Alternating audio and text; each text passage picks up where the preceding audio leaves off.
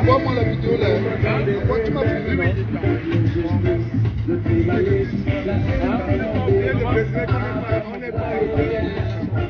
Oui, oui. Dans la musique, dans les vidéos. Nous ne sommes pas aucun droit sur la musique qui joue dans ce live. Aucun droit sur la musique qui joue. Ça coupe, oui, ça coupe.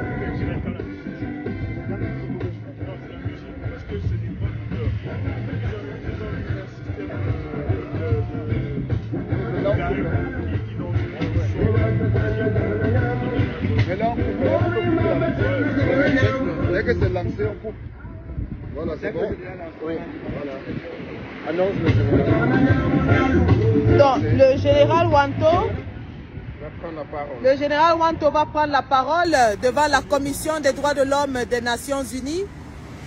Le général Wanto va prendre la parole devant la Commission des droits de l'homme des Nations Unies afin de s'adresser à Madame Bachelet, et ceci bien sûr avant de lui remettre le mémorandum qui a été rédigé à l'effet de cette visite et qui va ainsi laisser des traces sur notre passage et nous donner la suite de cette action.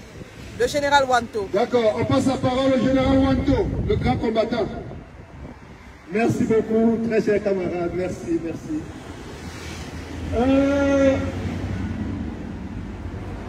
Les amis de la Suisse, les citoyennes et citoyens suisses, nous sommes les combattants de la liberté issus d'un pays d'Afrique centrale dénommé le Cameroun.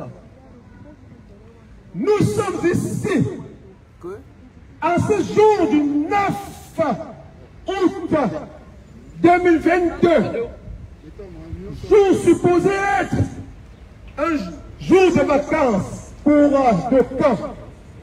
Un jour où les citoyens qui donnent à longueur de journée au courant de l'année profitent pour se reposer un tout petit peu.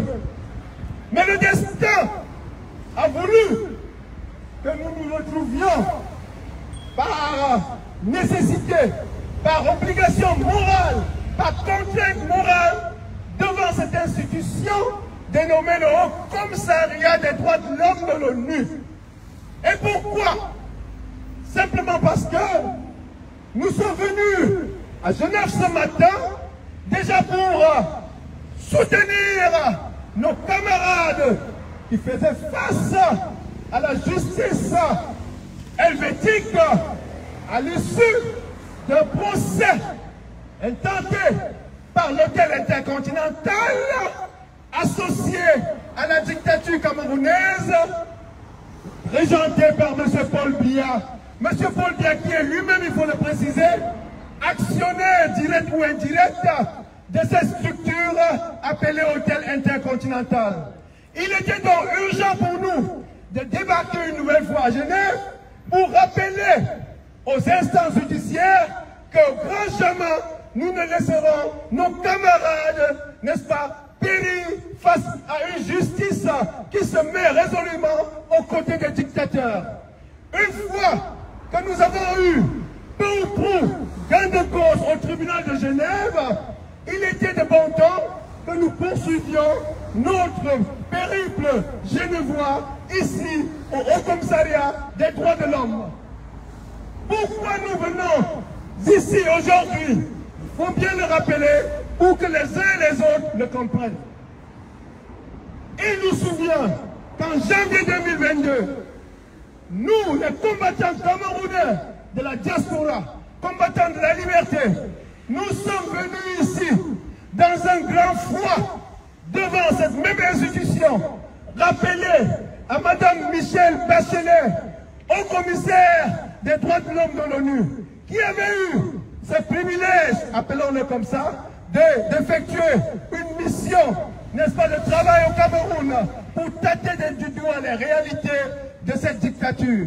Elle y est allée, elle a tâté du doigt le terrain, et nous nous attendions donc qu'une fois revenue de ce périple camerounais, que Mme Michelle Bachelet, fort de tout, n'est-ce pas, le rapport qu'elle a dû engranger sur place, font des témoignages, font des rencontres, que Mme Michèle Bachelet, effectivement, en tant que le haut-commissaire des droits de l'homme, celle-là même qui, n'est-ce pas, officie sur le toit de l'organisation mondiale qui régit, n'est-ce pas, la défense des droits de l'homme.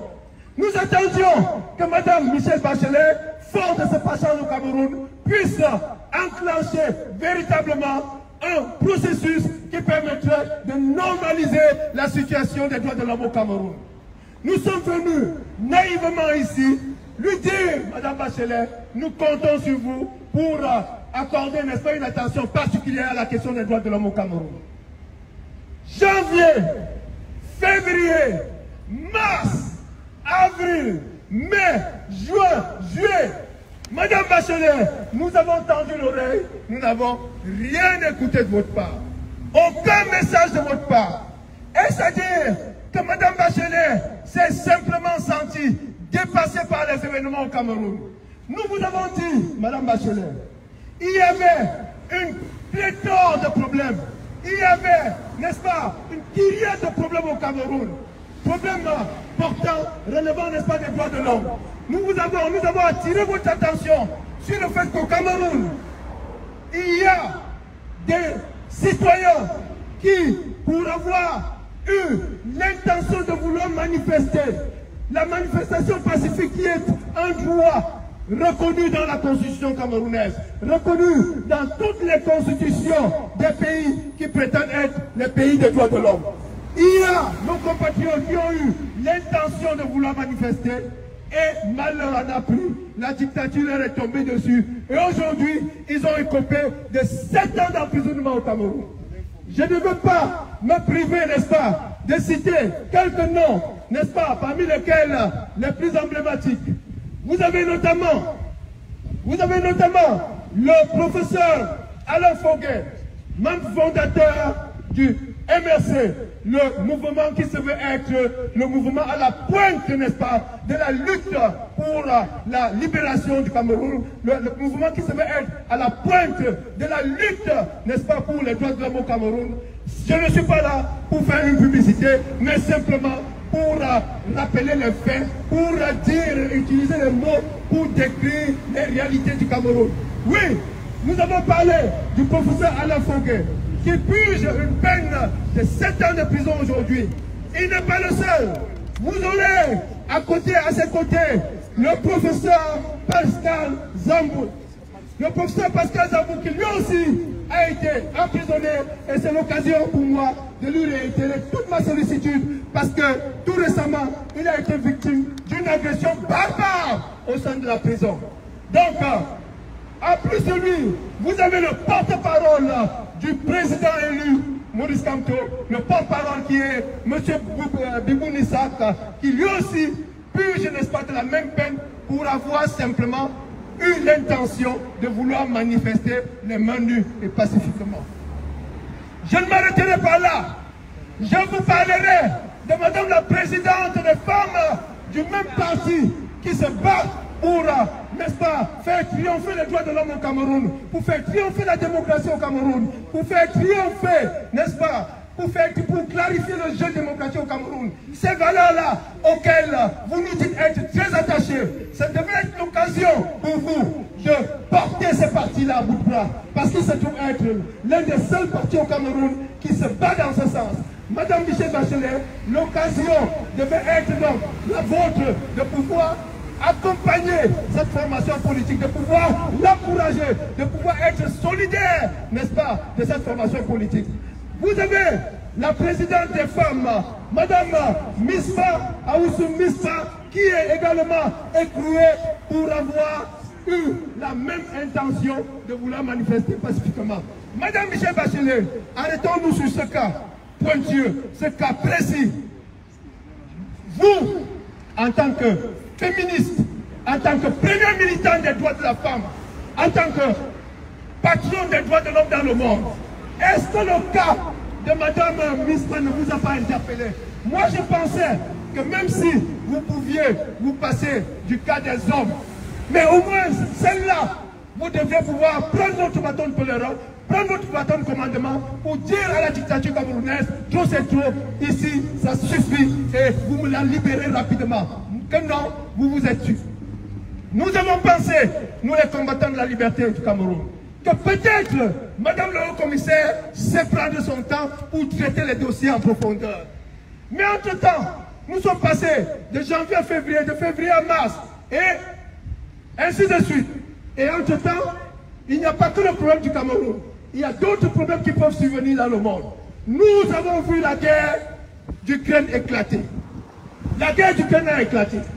Bien sûr, je suis ici en tant que combattant des libertés pour rappeler que le souhait de tout le peuple camerounais, le souhait des militants des droits de l'homme que nous sommes, c'est de voir cette guerre se terminer le plus rapidement possible afin qu'on puisse abréger les souffrances du peuple ukrainien. C'est pour cela que nous n'avons toujours pas manqué, quand nous avons eu l'occasion d'interpeller les dirigeants ukrainiens pour qu'ils fassent la paix rapidement afin que le peuple ukrainien puisse, n'est-ce pas, revenir à une vie normale.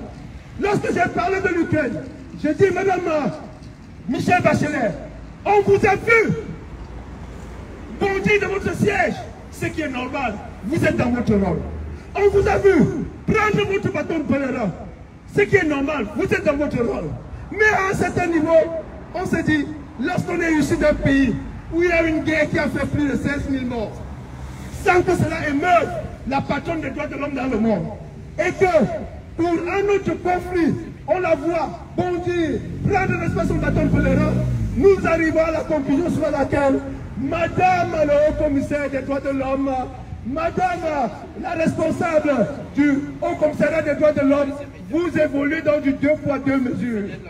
Nous vous évoluons dans du 2 poids 2 mesures parce que sinon, ça aurait été l'occasion pour vous de dire, écoutez, le problème camerounais, on m'en parle depuis très longtemps. J'ai fait une visite sur le terrain. C'est un problème qui est profond, qui est crucial. Il faut que je me démène à y trouver la solution.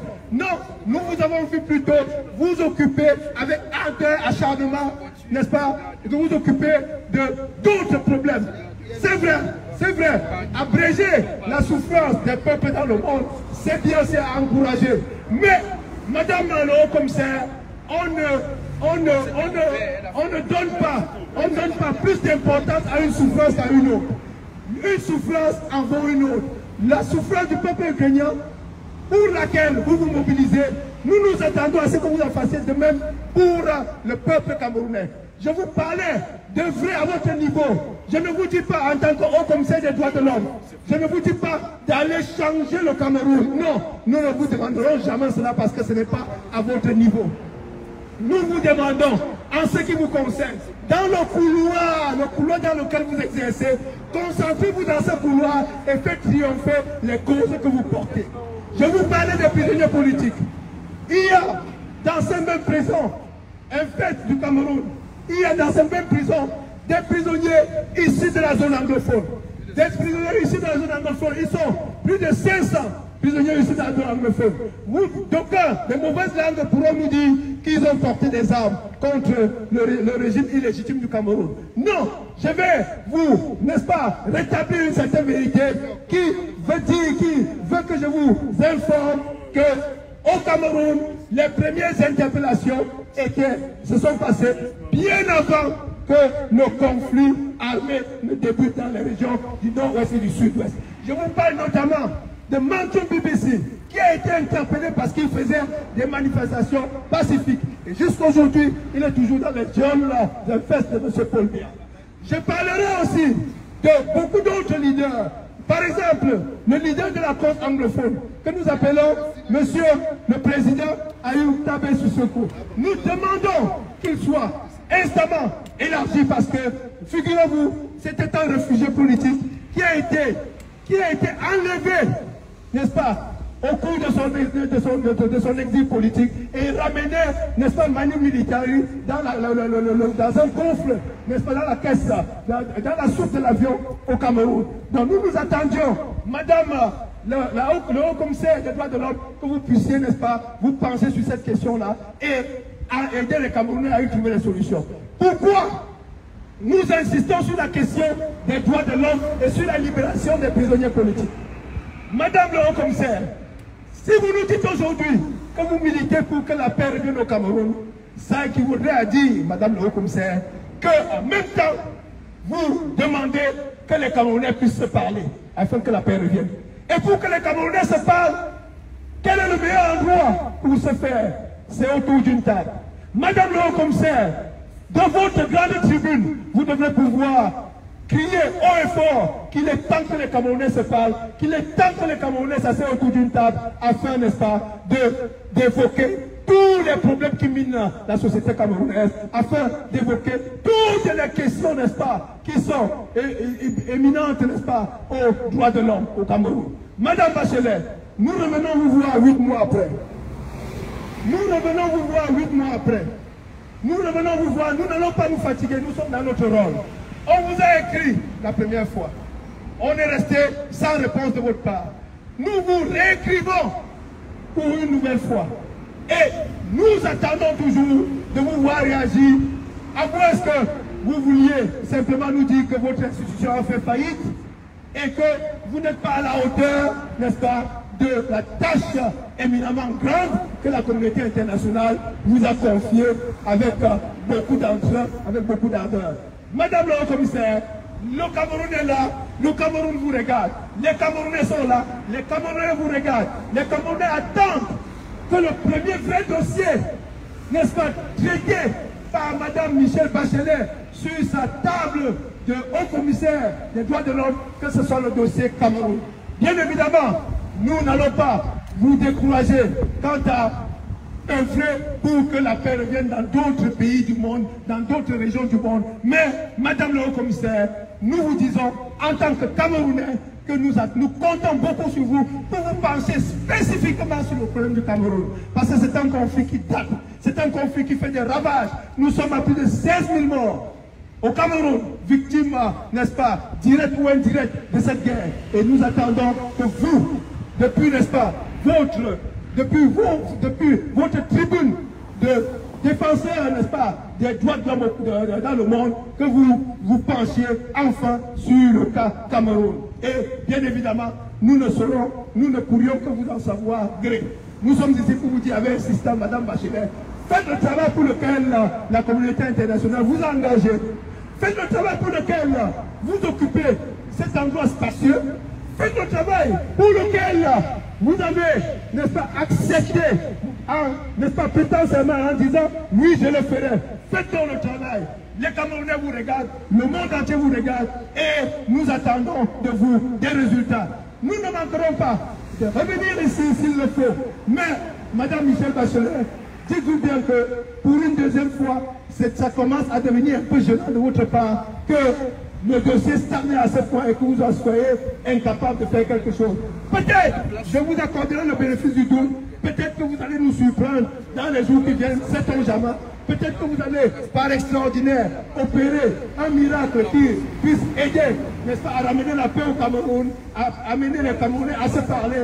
Mais de toutes les façons, nous attendons, nous espérons, nous attendons. Mais, bien évidemment, nous ne resterons pas les bras croisés. Au contraire, nous vous aiderons à nous aider.